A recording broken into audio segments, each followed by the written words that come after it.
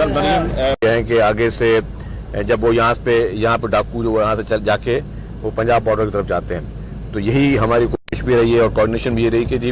ये ऑपरेशन, ये अमन अमान तब बहाल होगा कि जब सिंध अपने बॉर्डर पे अपने कच्चे में ऑपरेशन करे और पंजाब अपने कच्चे में ऑपरेशन करे। जब दोनों जगहों पे साथ ऑपरेशन होगा तो फिर इनको कहीं छुपने की या भागने की नौबत नहीं आएगी। तो उसी कोऑर्डिनेटिंग एफर्ट्स की ज़रूरत है और कोशिश की है कि जी पंजाब में जो है पंजाब की इंतजामिया भी सेम टाइम पर ही ऑपरेशन एक्शन करे ताकि इन डाकुओं से जान छूट सके। इसके अलावा गवर्नमेंट ने एक और भी अभी आपको पता होगा कि एक इंसेंटिव दिया है, कैबिनेट ने भी उसको अप्रूवल दिया है, जो डाकू वॉलंटियरली सरेंडर करेंगे उनके लिए हुकूमत ने कहा है कि जी उनके लिए जो है एक अलग तरीके से उनको डील किया जाएगा। तो अभी भी हमारा यही होगा कि क्योंकि ये डाकू मारे भी बहुत सारे गए हैं और बहुत सारों को मुकाबले में भी बहुत डाकू मरे हैं, तो इनके लिए भी भलाई और इंसानियत इसी में ही है कि ये लोग जो हैं वो खुद सरेंडर करें वॉलंटियरली ताकि ये कल को किसी पुलिस के एनकाउंटर का निशाना ना बने। क्या मजबूरी है कि हुकूमत चाहती भी है लेकिन उसके बावजूद कच्चे में ऑपरेशन वाला मामला अभी तक फाइनल नहीं हुआ। सिंध और पंजाब के बॉर्डर वाला जो इलाका है जिसकी वजह से अमन अमान खराब हो रहा है, उसके साथ साथ शहीद जान मोहम्मद महर या दीगर जो सहाफ़ी कत्ल हुए हैं उनके कातिल गिरफ्तार नहीं हो रहे। पुलिस के अफसरान अनऑफिशियली बड़ी बेबसी का इजहार कर रहे हैं, हालांकि कानून की बालादस्ती है उसके बावजूद लोगों को मायूसी हो रही है। शहीद जान मोहम्मद के कातिल तो गिरफ्तार हो गए, मारे भी गए, और जहाँ तक बात है कि हुकूमत की हमेशा कोशिश होती है कि हर चाहे साफ चाहे आम इंसान कोई भी सबकी जान और माल की हिफाजत को यकीनी बनाए। हुकूमत कोशिश भी करी, मैंने आपको चैलेंजेस बताए और ये बात मैं अभी इससे पहले सवाल भी कह चुका हूँ कि दोनों जानिब से जो है जब ऑपरेशन होंगे पंजाब और सिंध की जानिब से तो फिर इन दहशतगर्दों को कहीं भागने का मौका नहीं मिलेगा। दूसरा जो गवर्नमेंट ने इनके लिए एक स्कीम बनाई है कि जो सरेंडर करेगा तो उनको कानूनी कार्रवाई के तहत उनके खिलाफ कार्रवाई होगी, और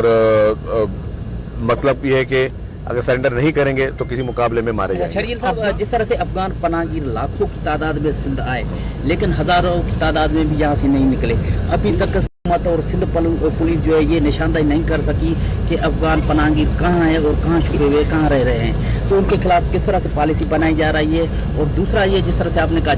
शहीद के कातिल गिरफ्तार हुए, अभी तक गिरफ्तार नहीं हुए, जो उमर और दीगर जो कातिल है अभी तक वो बाहर बैठे हुए हैं। अच्छा जी, जहाँ तक पहले आपने बात की अफगान इलीगल इमिग्रेंट्स की मैं बात करूँगा। जितने भी इलीगल इमिग्रेंट्स हैं, इसका मकसद सिर्फ अफगान नहीं, कोई भी ऐसा शख्स जो कि इलीगली रह रहा है उसके खिलाफ पूरी वफाकी हुकूमत सख्त एक्शन ले रही है और सूबाई हुकूमत ने भी सख्त एक्शन लिया। आपने कहा कि लोग नहीं भेजे गए, मुझे पर्सनली पता है बहुत सारे लोग अरेस्ट हुए हैं कराची में, उनको गिरफ्तार किया गया, फिर उनको ना सिर्फ गिरफ्तार करने के बाद जो कानून के तहत उनको यहाँ से जो है वो डिपोर्ट भी किया गया। तो ये कार्रवाई चल रही है, कंटिन्यूस चलती रहेंगी, और ये हम लोग यूनिक बात नहीं कर रहे, ये पूरी दुनिया में कहीं पे भी कोई इलीगल इमिग्रेंट नहीं रह सकता। अगर पूरी दुनिया में कोई इलीगल इमिग्रेंट नहीं रह सकता तो यहाँ पे क्यों जो है वो इलीगल